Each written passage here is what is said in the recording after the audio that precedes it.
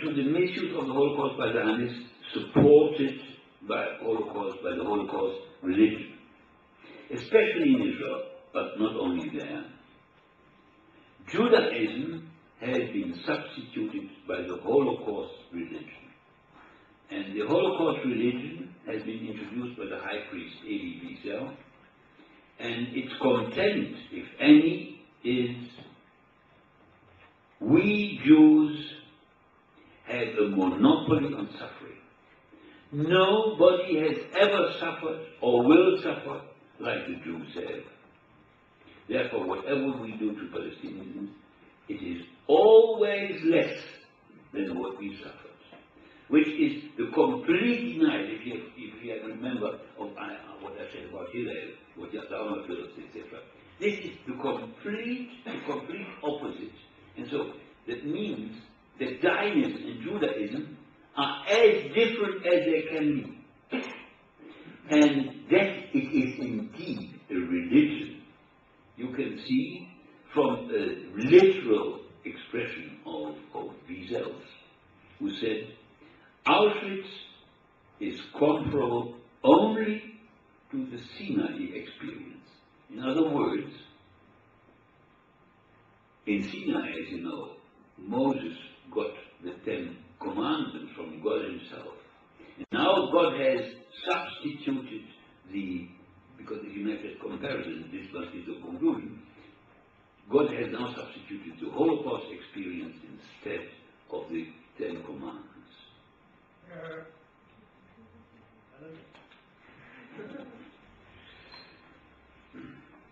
Now, I come to my personal interpretation of Auschwitz, and I recommend it to you, and not being a follower of High Priest Wiesel.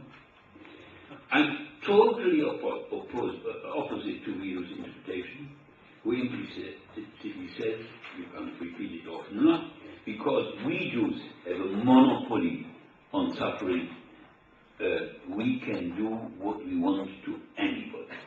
And behind this you find Israel's Dahiya doctrine.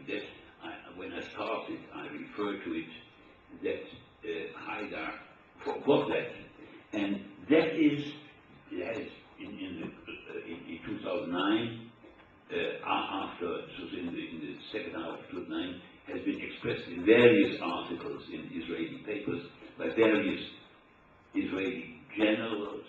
And the Dahiya doctrine is called Dahiya doctrine because during the second Lebanon war, that was a war in contrast to Gaza. Gaza was a premeditated massacre on helpless Palestinians. The second Lebanon war was nearly lost by the IOF. And but so during that war, from Lahia is a suburb of Beirut, and from there came shots on the Israeli occupation force. And then what did the Israelis do? They really bombed Lahia to total rubble. Nothing, just like they did now with Gaza.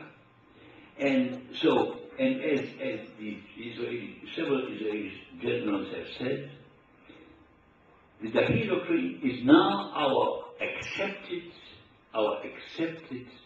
strategy, and it says we consciously use disproportionate retaliation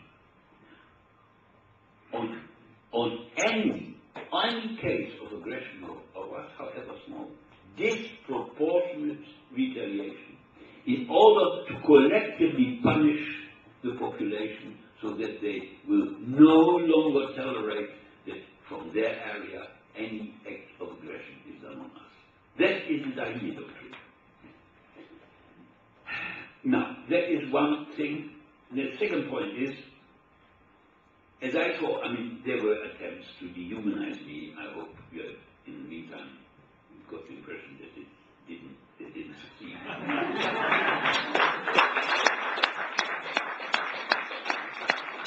And I discovered that those of a majority, of a dominant majority, try to dehumanize others.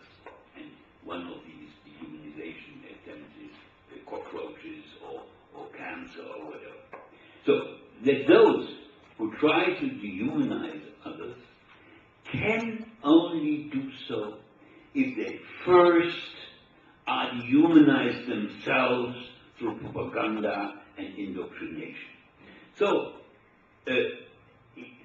you cannot, and that is by nowadays is by ethology. So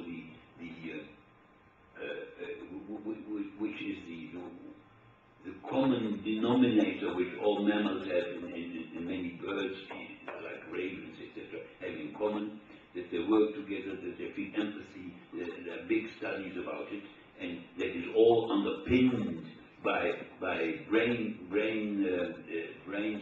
research. So that the feeling of empathy of people who suffer is inborn in human beings and also in primates, in all sorts of other animals. But it is with human beings, it's inborn, and the comparison is made just like our faculty to talk, for speech, is inborn. Okay. And so you need a hell of a lot of indoctrination, very systematic. And in Israel, it's from the kindergarten to the army, in order to take this trend for empathy away. And I don't know whether you saw the Israeli occupation soldiers, I don't know, the murderers in the last assault on Gaza, that they walked along, children without arms or legs, who cried for their parents, and they walked along, not seeing and hearing them. So they are completely humanized, and that eventually will bring their fall down. The only bad news is that they might take the Palestinians along, maybe even parts of us. There is a Dutch-born Jewish Israeli who, Mr. von Krefeld, or Professor von Krefeld, who is Professor of History in one of the Israeli universities, of military history. And he is probably more often interviewed by Dutch papers because he has this Dutch background than elsewhere. And he has said, look, you Europeans, rather recently to one of our journalists, you should be careful in criticizing us, because you should be aware that our atomic rockets with an atom end, are also directed on several European capitals. So that is not too nice. Okay. Whatever, these 2 points up there, that is my interpretation of Auschwitz, and I now come to nearly my last point, that Auschwitz had to be very, very carefully prepared by the Germans, because by and large the German population had some anti-Semitism, but not in my early youth, certainly not more than the common anti-Semitism in Great Britain. Actually, I think less, because the British classical literature, started with Dickens, is full of anti-Semitic stereotypes, less than you find in German literature of the time and later, until Hitler.